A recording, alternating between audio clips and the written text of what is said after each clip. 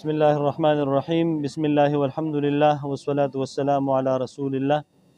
اما بعد، تمام مسلمانانو کتونکو ته د مدرسه جامع علوم القرآن والسنه شرفاو د تمام اراکینو منتظمینو د طرف نه، د استادانو د طلبه کرامو طرف نه دعوت، خصوصي دعوت ان شاء الله د اتوار په ورځ باندې 22 تاریخ سحر ټیم کې به ان شاء الله دلته ختم القرآن وي، د ناظرې حفظ القرآن او د دور او د تجوید او د قرائت سبعی او د درس نظامی د طلبه کرامو او د غرنګي د نورو طلباو به تقسیم انعامات وي.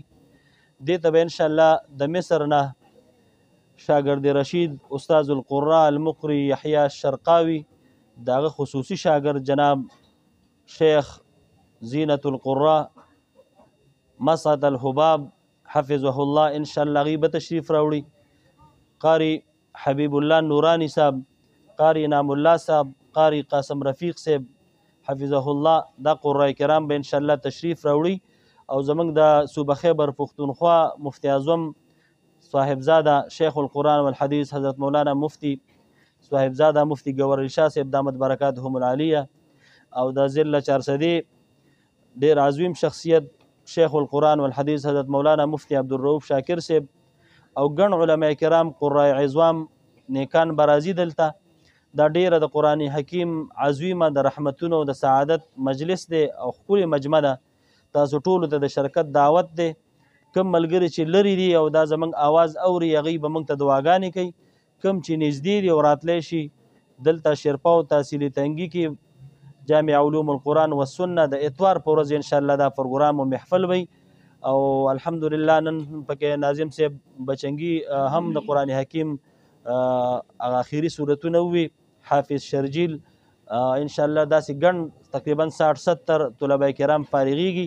نو ټولو کتونکو ته د شرکت دعوت دی او هر ځای کې چې زما آواز چې هر څو ګوري مسلمانان درونه که لرې دي دعاګانې راته کوئ او که نږدې دي انشاءالله موږ سره دې محفل کې د سربندۍ کې او د قرآني کانفرنس کې شرکت وکړي او انشاءالله دې کې به ټول امت ته او ملک ته تمام مسلمانانو ته به انشاءالله دعاګانې کېږي.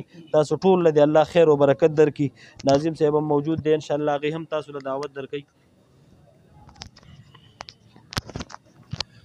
اعوذ بالله من الشیطان الرجیم. بسم الله الرحمن الرحیم.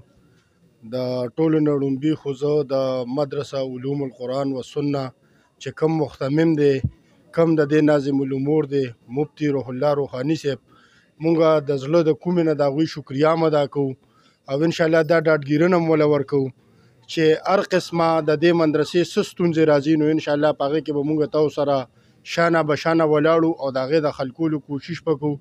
خو زه د نن نه 15 کاله مخکې لاړ شم او د دې مدرسې بنیاد ایښودی کېدو نو دا مونږ په یو مسجد کې ایښی او د مسجد یو ګوټ ته به 17 ماشومان راتله او دې قاري صاحب به هغوی ته د قاعدې نه شروع کړې وه. او نن چې زه ګورم الحمدلله دا زمونږ دپاره، زمونږ د شیرپو کلي دپاره، د علاقې دپاره دا ډیره د خوشحالۍ خبره ده چې نن دلته هر کال په سوونو طالبان د حفظ په دغه کې د تجوید په مد کې داسې د ناظرې په مد کې الحمدلله دا فارغیږي. نو دا زمونږ خاص کر د علاقې دپاره د خوشحالۍ خبره ده.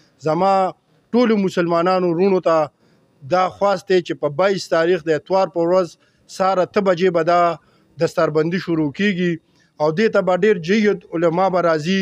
د هغې به انشاءالله مونږ دلته استقبال ته خدمت ته به مدرېږو څونه مېلمانه چې راځي او ټولو ته دا دعوت دی چې راشئ او په دې کې شامل شئ.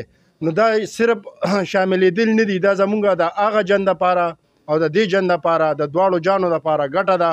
او بل زه د خلکو ته دا یو درخواست هم کومه چې کم از کم یو بچی راولئ او دې مدرسه کې داخل کې انشاءالله ډیره پیدا بوشي.